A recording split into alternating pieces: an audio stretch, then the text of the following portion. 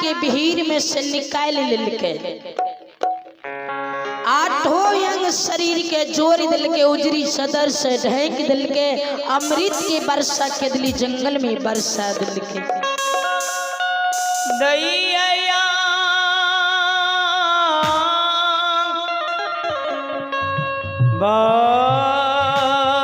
बाबूजी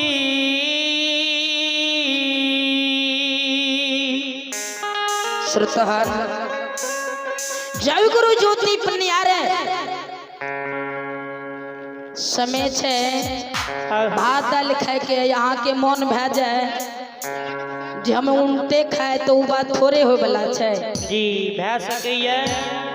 एना नहीं होय छे। श्रोतागण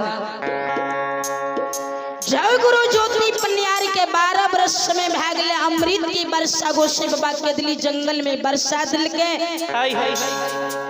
गुरु ज्योति बा जब राम के दिली जंगल में पल के खोले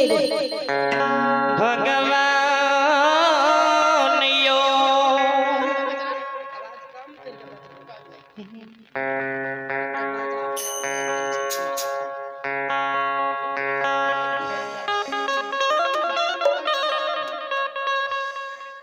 राम राम के गुरु बाबा के दली में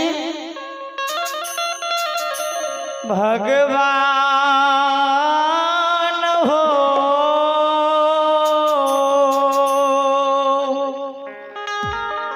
जाहि ना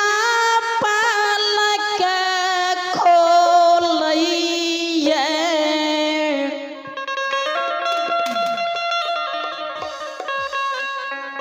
पल खोलई से पहिले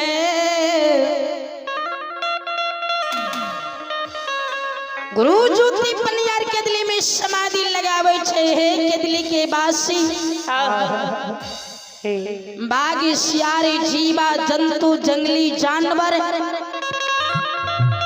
आए हमरा के दिली जंगल में 12 वर्ष समय पूर्ण हो गए। 12 वर्ष के बाद हम के दिली में आंख के खोले से यहाँ यार हमरा पल खोले में पल भर के कारण एक के दिली के खाली कह दियो। दादाजी हाँ ये राम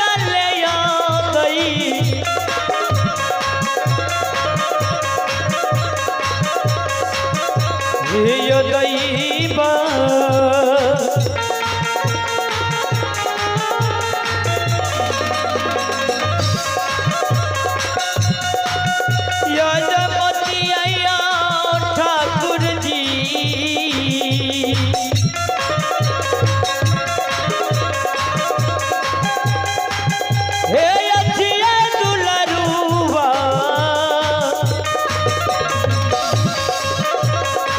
कली कलिदा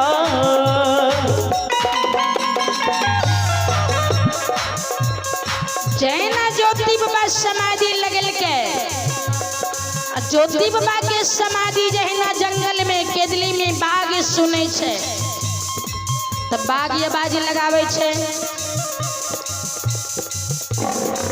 बाघ ये बाज लगा के केदली खाली कए देलकै बाघ सियार ये बाज लगाबै छै जंगली जानवर आवाज लगाबै छै जीवा जंतु आवाज लगाबै छै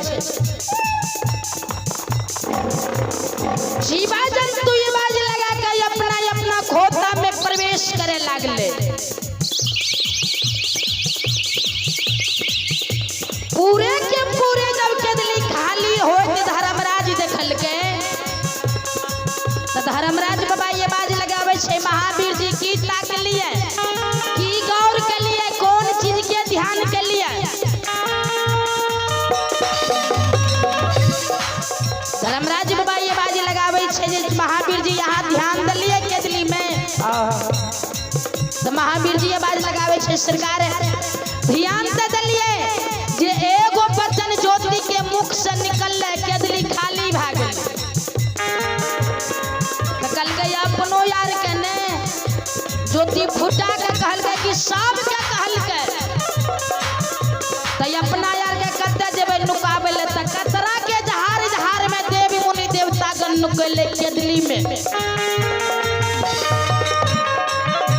कतरा के जहार जहार में धर्मराज छुप गेले महावीर जी छुप गेले 36 करोड़ टन देवी देवता छुप गेले चलू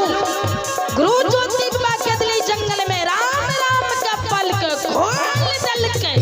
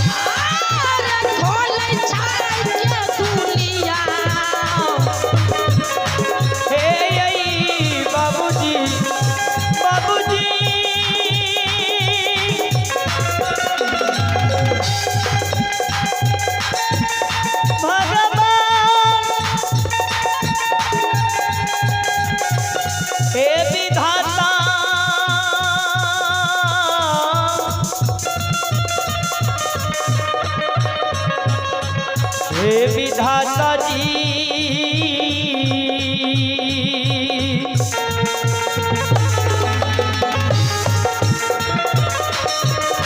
हे समता राम में यो राम के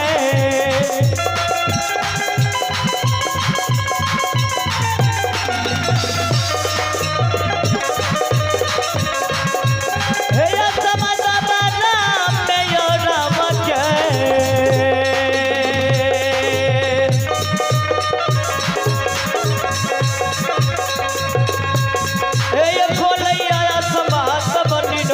बाबा चल करिया बाबा समदसी बाबा